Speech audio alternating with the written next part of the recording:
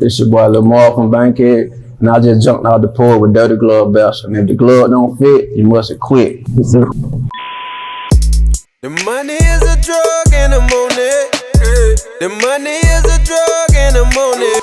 All right, we got Lil Mark off the porch with us today. Yeah, man, Lil Mark from Bankhead, man. How you feeling today, man? I'm feeling good, brother. Yeah. Can't complain, you know how it is. Still have emotion, so I ain't complaining. Okay, there you go. Yeah, appreciate you coming by, man. Man, no problem. Appreciate y'all having me here, man. Yeah, no problem, man. No problem. All right, before we dive into everything, man, I just kind of want to ask you your thoughts on the George Floyd killing and the recent protests that are going on right now. I mean, I think it's very necessary. You feel what I'm saying? It's when it comes to police, we know they do a dangerous job. We know they got a hard job, but it's kind of like they taught how to handle certain situations. And when you use excessive force in a situation and something like that tragic happens, you got to get justice and you got to get an understanding. And for the people, it just put them in rage because they keep seeing it over and over on the internet. So it probably been going on, but it wasn't camera phones. But for people to see it and become more aware of it, it's time to make a protest and get justice for it. That's all. So I think it's very necessary. Yeah. Yeah, like you said, people they're fed up right now, you know? Yeah. So it's like they're demanding that change any way they can get it. Because you can watch it over and over, and it puts you in rage as you keep looking at it, and you be like, man, why did, you're trying to figure out how did it get to that point? Yeah. And if you can't figure it out and there's not no understanding, then, you want justice for that because it was wrongfully done. Yeah. So I think it's very necessary, man. Yeah. It's time for that. Yeah, hopefully we can actually get some real change this time. I mean, by the charges being brought forth, it look like it's going to be, some reparation for it. Yeah. I mean, set the tone for it for other officers who are going to try it or either want to do it, or find themselves in that situation. There's going to be consequences for it now. Yeah. Hopefully they're conscious of it and, think twice. Yeah. All right, so Atlanta native, right? Yes, sir. What was it like growing up on Bankhead? In Bankhead, you know what I'm saying? Just like every other hood, man. You grow up in the hood, you gotta earn your name. You feel what I'm saying? So I growing up in Bankhead, born and raised, and so that's why I call myself Lil Mark from Bankhead. I feel like I'm part of the last generation repping the hood as far as the music wise. We always rep the hood. If you from Bankhead, you're gonna rep Bankhead to the day you die. That's just how we is. We always have Bankhead Day the second week of September at English Park. That's when our whole hood show up and we show love to each other. Never had no incidents there, never had no violence. It's all love. If you in town in Atlanta, second week of September, come to English Park, come to Bankhead reunion. You'll see how we get down. Yeah. I saw they just had Bike Week out there too. Yeah. Shouts out to O'Shea, one of the shop boys. He always doing that, holding down Bike Week. Okay. You know what I mean? Yeah. Bike Atlanta. You know what I mean? Shout out to Zay. You know what I'm saying? Mean to ride too. I mean, that's their thing, so they run that kind of element, on Bankhead. So shouts out to them, man. Yeah. Have things changed much in Bankhead since when you were younger to now? Yeah, it's gone. They knocked it down. So that's about it. But for us, the culture and the environment in that area, it's still the same. Now with some hustles. You know what I mean? A lot of getting money. That's all. Yeah. How old were you when you first jumped off the porch? I feel like my whole life, but really like early teens. Yeah. You feel what I'm saying? When you're really trying to get what you want, not what you need. Your mom them giving you what you need, but you seeing what you want, the new stuff, the clothes, jewelry, whatever you want, cars, and you got to go get that. Because growing up where we from, you couldn't provide that. They some could. I ain't gonna say all couldn't, but most couldn't provide you with that. So you had to go get it. Yeah. So you develop a hustle at a young age. You try to get you some paper. That's your whole main focus, is getting you some paper. Yeah. So it's funny that we from Bankhead out mind on money. You feel what I'm saying? So that's what we was on. So early teens. Okay. Do you have any OGs or family members out there? I mean, plenty of OGs. It'd be too many to name, man. They know who they is. You feel what I'm saying? It's a lot of OGs in Bankhead that help guys, get your advice along the way, drop jewels on you, to keep you out of trouble, teach you how to do this, that, some more than others, but it's a lot of them, man. Yeah. What's one of the biggest life lessons you learned while growing up in Bankhead? One of the biggest life lessons I learned, just stay in your lane. don't try to do what everybody else doing. You feel what I'm saying? Because it worked for that man don't mean it gonna work for you. You feel what I'm saying? And because yours ain't took off like his took off, that don't mean stop doing what you doing and try somebody else shit. You feel what I'm saying? Stay down with what you got going on, grind it up. It gonna happen. You know what I'm saying? Just gotta stay at it. Yep. Real shit. All right. You've been rapping for a while now, since the early 2000s, right?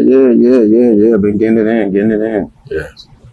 What had motivated you at first to start? To tell you the truth, man, that I'm serious album. Okay. T.I. So my brother was in the service. I hadn't told him about it. He was stationed in Hawaii. He was like, "What? Who?" I'm like, "Man, you need to go get that T.I. album, man. I'm serious. That thing right." He kind of spoke about the lifestyle and the culture that was going on where I was from. I related more to him than anything. I listened to a lot of music, been a fan of music since the beginning. But when I started relating to it, actually saying the lyrics like, "Damn, he about my age," and I'm saying it like had going through the same thing. So tip that I'm serious album. Yeah. Did that also kind of, show you that you can make it coming because he was from the same neighborhood as well? Where I'm from. You feel what I'm saying? Never heard it before. I have heard it before, but not on that level, like on the national level. You got Kilo. Mm-hmm. He like a Bankhead legend. Yep. You feel what I'm saying? You had Skizzo from Bankhead. He did a lot of music. You feel what I'm saying? Fabo, he from Bankhead also. You feel what I'm saying? So there was a lot of influences, but Tip just had it on the national level where you had people who never seen Bankhead was saying Bankhead. So that what it did. Made it a tourist attraction. Oh yeah. So that's what he did to it. And it just made me, say, okay, this what's going on. People interested, and we need to get on what we got. Yeah. And you were part of the group Young Money. Yeah. How did Young Money form? Me and my bro Rich, I think he did one too, Rich Migo, that's my bro. Mm-hmm. So me and him, we used to be in the car, just freestyling over beats. This would be a lot of us though, you know what I mean? But we ended up being the face of the movement, the Young Money movement. It actually was a movement at the time. Mm-hmm. There was a whole bunch of us, man. We all got the tattoos, we all got, we was doing the music. And at that time we was rapping over beats, just freestyling in the car and just said, hey, we're gonna do this for real. And when we did a song, our very first song was called We'll Kill You. Oh, okay. And we actually recorded it at Franchise Studios, Pimpin'. Buck recorded it too. Buck was up there too, DJ Buck. He also did the lean with it, rock with it beat. Okay. So I've been dealing with Buck for a minute, pimping him for a minute, and they had a studio on Allen Temple. And that's where we recorded the song at. Well, I did my part and then Rich did his later on. So that's how we did it. But we've been together, like that's my bro. Since we were little, we family. Okay. So that's how that was. And you guys had a lot of success early on, even getting signed to Warner Brothers, right? Yeah. We had a deal with Strictly Business, the same deal that K-Rap and BHI had, but they was like the first act to come off the label. And I don't know what happened, man. Back then I went into the business. I guess the ball dropped somewhere, and they album Snap Atlanta never came out, and our album never came out. So it's just a learning lesson. You feel what I'm saying? They show you that don't put all your eggs in the basket. Don't think because you got a deal or you getting inked or something that it's gonna pop right then. You got to finish the deal, get your business right. So it let us know it was big business and little music. You know what I'm saying? So that's all it was. Yeah. And what was this? Well, can you just talk about what it was like being signed at such a young age? Man, it was beautiful. Going everywhere, eating dinner with sports players, Poole Palace, just all different type of people in Miami. Going on the road, recording that. It was this guy named Earl. I think he had Titanium Studios at the time, and that was a nice facility, man. Meeting the people that coming in and out. Keith Sweat recording in the room, or you might walk out and see one of your favorite rappers or R&B singers recording. You know what I'm saying? Just that much exposure is like, I can't wait till they know my name, because all you tell them when you meet me is, you're gonna hear about me soon. Yeah. You just dropping your seed on it. You're gonna hear about, what's your name? You're gonna hear about me. But that's all it is, the exposure, man. Yeah. Seeing more than what you don't see make you want to do it even more. Absolutely. Mm-hmm. Yeah. All right, talk to us about the Poole Palace. The Poole Palace, legendary Poole Palace. It was owned by Jimmy, R.I.P. Jimmy. He's dead now. I think it's now owned by Danny Boy, if I'm not mistaken. If I am, I'm sorry. You know what I'm saying? But back then it was owned by Jimmy. The DJ was T-Rock. And if you was an underground act and you wanted to be like, that was our radio, our hood platform. That's where you got heard at. If you was hot, you got heard at the Poole Palace, and they created a market that still today affect the music to this day. You know, it was a hell of a wave during that time, and we was one of the forerunning groups in that time. We just didn't have the business right to go ahead and take it to the next level as a Shop Boys and as a franchise. You feel what I'm saying? They took it to the next level, so we always saluted that. But it was right in the mix. They definitely know who we are. We know who they are. So the Poole Palace there were golden, man. Golden. Can you describe what a typical Saturday night at the Poole Palace looked like? Saturday night at the Poole Palace. The Saturday night traffic jam with T-Rock. I mean, you're going to get that. The line going to be all the way down the street, like wrapped around the corner, you know. It's people from all over. Don't think it's just people from Bankhead. It's people from everywhere in the city. And then you got your outskirts, Alabama, Mississippi, South Carolina. They all come to get a taste of what's going on. So it was just like the melting pot for us on Bankhead, the way we can get all our music out to people where we couldn't have did it at first without distribution. So when you came to the Poole Palace, you got a taste of it. And if you wanted a CD of it, it was a record store called Toe Jam on Bankhead, owned by KD. Shouts out to KD. That's the first distribution deal any rapper from Bankhead had, was Toe Jam, because he made the mixed CDs, and they all underground songs, 1 through 28. Everybody who makes some noise. So when you go to the club, you jam to it like, dang, I want to hear this music. You got to go to Toe Jam, give them $10. You're going to get your CD of underground music. That's how we got this. That was the first distribution I had, we had on Bankhead, Toe Jam music. Shouts out to KD, shouts out to Pub, and everybody out there, Travis, you know, they know the team, man. I still mess with them to this day. KD is like a mentor to them. That's my pops. Okay.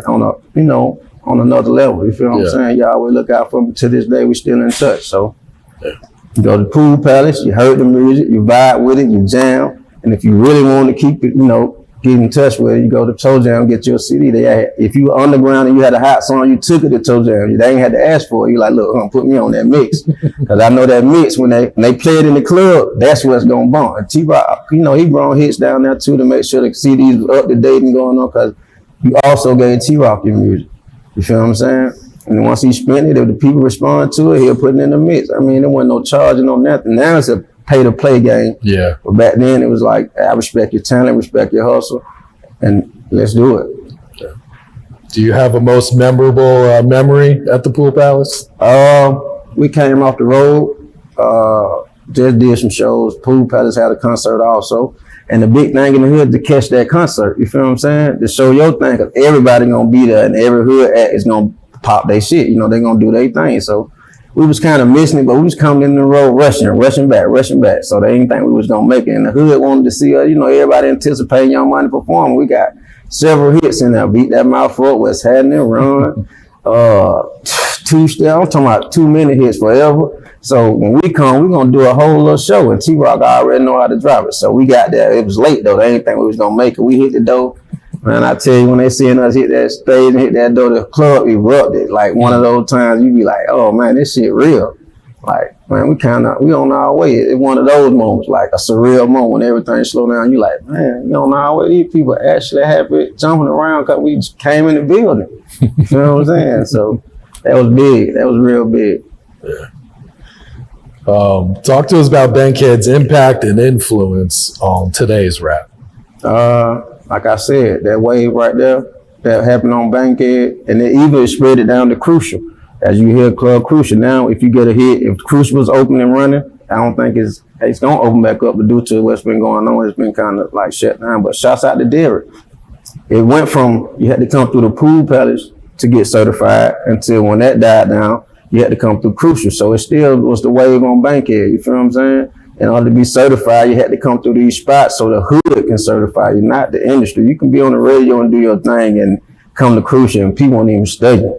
But if you was really in the city popping and did your thing, you came through Crucial. You got your thumbs up, you got your stamp. You feel what I'm saying? Your stamp of approval. So Bankhead was like the place where you come to get certified. And, that was the place where if you were doing your thing and Bankhead accepted, you knew you was out of here. I'm gonna say it like that. Yeah. If you came to Bankhead and your song was a hit on Bankhead, pretty soon it's gonna be a hit everywhere. Just a testimony. Yeah. How would you compare the music scene here in Atlanta today to back then? The money. That's all. We did a lot of stuff for free that don't happen right now. Nothing's done for free right now. Like the shows we were doing, everything, running club to club just to do it because we had a hot song. You know, not knowing just like, hey, bro, we got a show here. We got a show here. And not even getting paid, just going to do your music for the love of what you got going on. And then during that time, we would have made it easy 100. You know what I'm saying? We did so many shows, so many venues, just showing up and doing it. So the money, that's all I say. People got more business. You feel what I'm saying? And they got more business oriented, so they hit the game. So they got the money out of it. And all we got was the name. Yeah. How have the clubs changed from back then to now?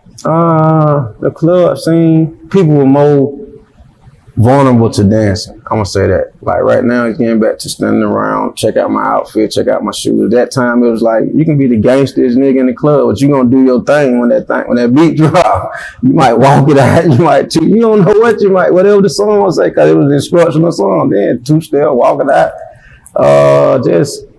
It was more fun. It wasn't so serious. People was having fun in the club. You know what I mean? It wasn't so much about my outfit because you could have wore a white tee like the franchise boy said.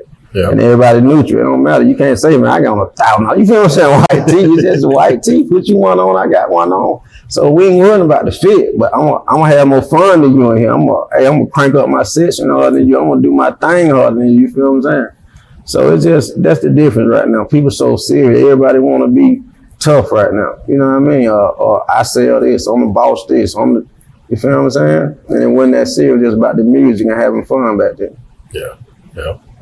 How do you think Atlanta has been able to stay on top of the music game these last 15 years? Because of the constant, like, all right, if somebody hot in Atlanta, it's so much competition that by the time they die out, another person is hot because of the work ethic. There's so many hustlers in Atlanta and people grinding to get to where they need to go that, hey man, one time one wave in is another wave coming right on top of it. So that's how Atlanta keep it going. Everybody, it's another wave. I don't know how it keep happening, but it keep happening, man, and they keep coming out. And I like that because it keep the spotlight on Atlanta. You always have an opportunity, always a chance, so you can't never stop. You know what I mean? That's why I've been in the music business so long, because it's always coming back to Atlanta. We got the wave right now, so you just got to get in. Yeah. What's your thoughts on streaming compared to CD sales? It's easier to get the music out. You can just say, hey, go get it on what you call it, and they'll do the work for you. You know, we had to get out there. We were selling them. Yeah. $10 a pop. Catch at the gas pump, catch in the hood. You know what I'm saying? So that's all. Now you can click a button and get it, or you can scan a card and get it. You feel what I'm saying? Yeah. It's just that simple. It ain't that much. It ain't that hard for the listener to get your music. So, like I was saying, you had to go to Toe Jam to get these selected few songs. Mm-hmm. Nowadays, you can log up, get on the site, or go somewhere, YouTube, anything. You can ride to it all day, and it's right there at the click of your fingers on your phone. Yep. What has motivated you to keep rapping and stay at it? First, the love for music, and the fact that I can still be relevant when I rap. Sometimes you can get out of content and out of the era, and be like, whoa, that ain't even, people don't dig it. You feel what I'm saying? And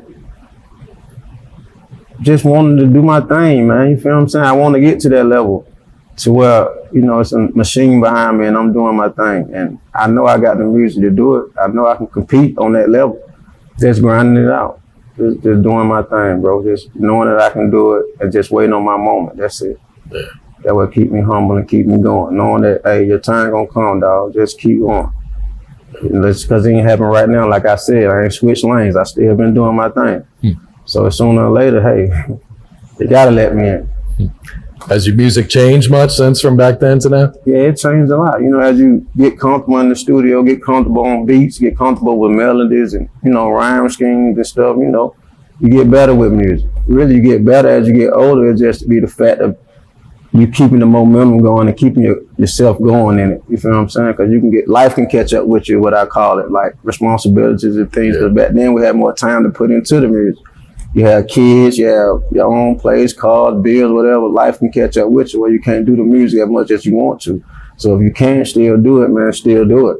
And know that you know, it's not, don't waste your time. Like, if you ain't taking it always serious, then don't do it. You know, just might as well just do something else. But I'm still in it.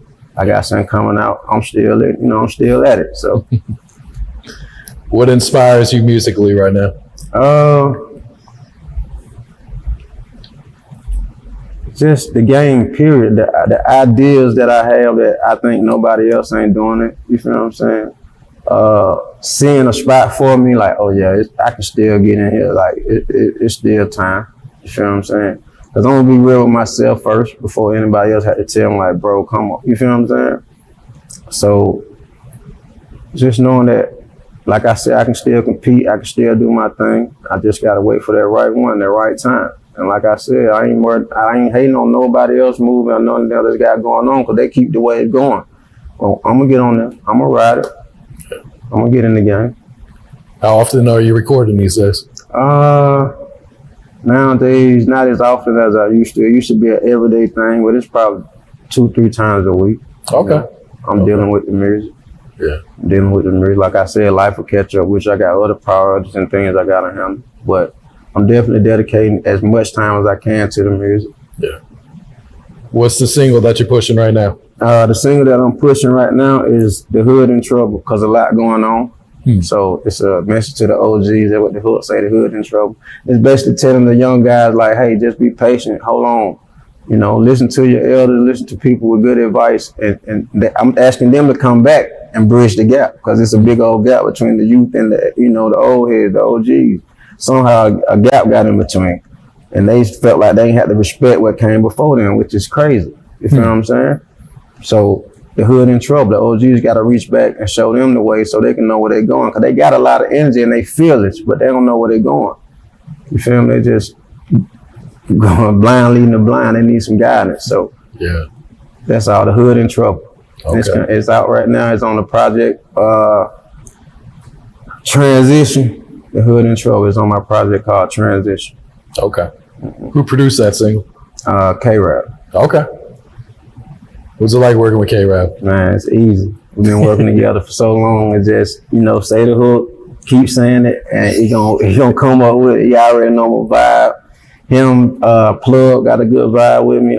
Beat Monster, he from Bankhead, got a great vibe with me. So many producers I done hooked up with, linked with, man. Beezy.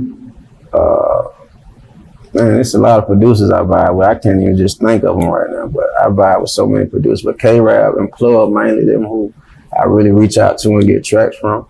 And they feel me, they kind of got a nick of my sound and how I want to go. It's another producer called Usendo. He from the hood, he from Bankhead, got a great sound. You know what I mean? He understand me, get me. I got a couple hits from him too. Corny Cash. Okay. Corny, I've been dealing with Corny since he was a jit, man. Like, for real. So that's little bro. I got a couple songs with him too.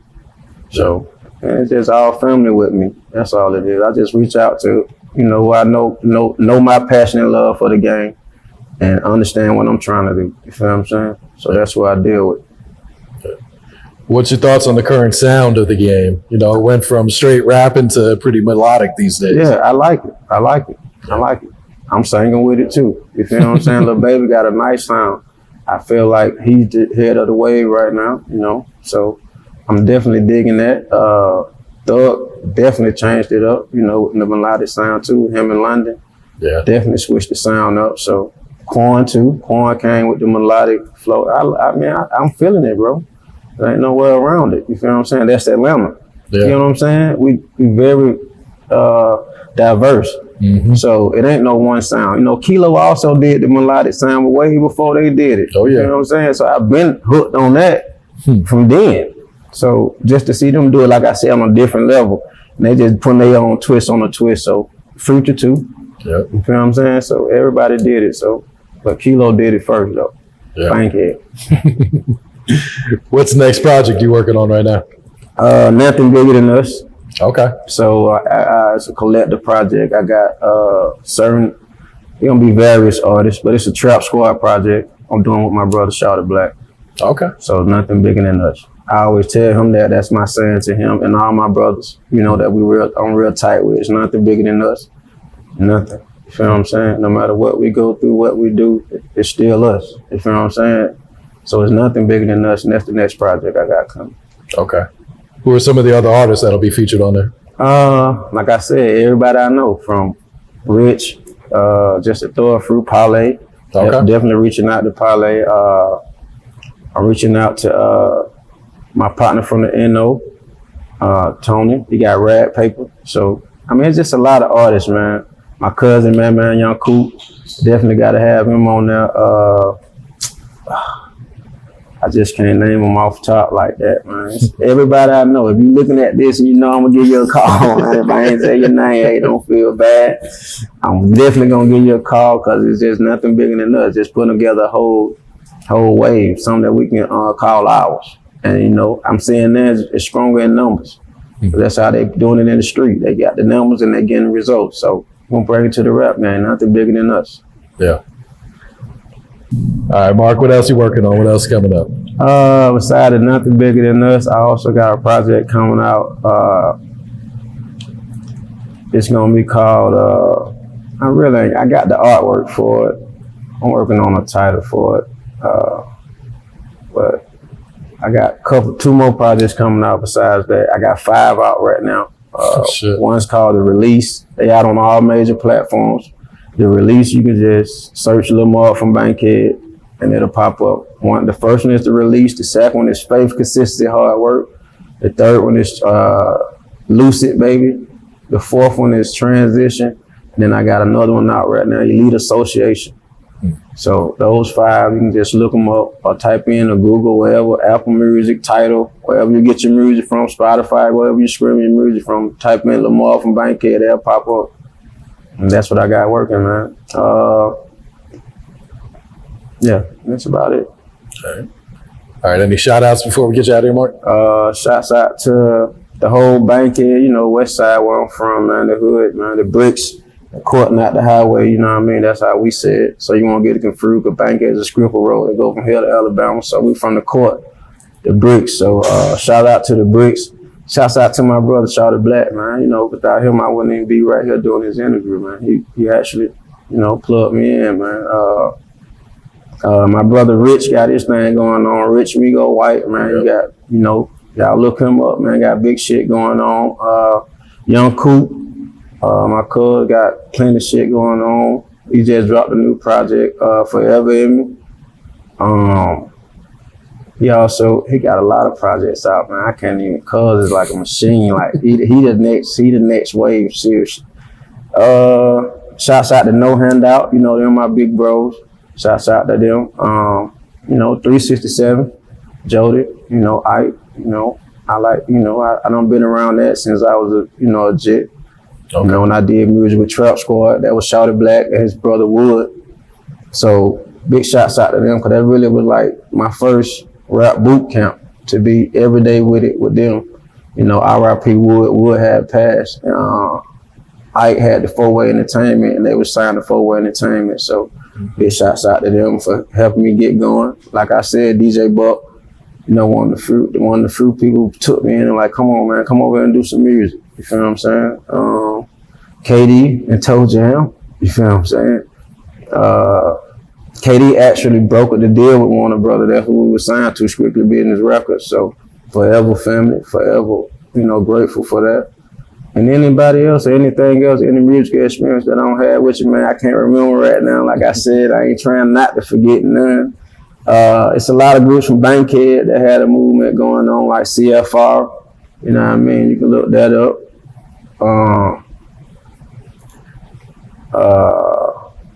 Man, shouts out to just the whole bricks, man, the hood, man. I can't, mine go blank when you're trying to think of it. As soon as we cut it off, it's gonna pop all in my head. But hey, to everybody know me, man. Everybody know it's all love, man. You know what I mean? I don't mean no harm. Shouts out to my Elay too, Mama Tina Boo. You know, I do the E5 thing, so shouts out to my mama, man. That's it. The money is a drug and I'm on it. The money is a drug and I'm on it.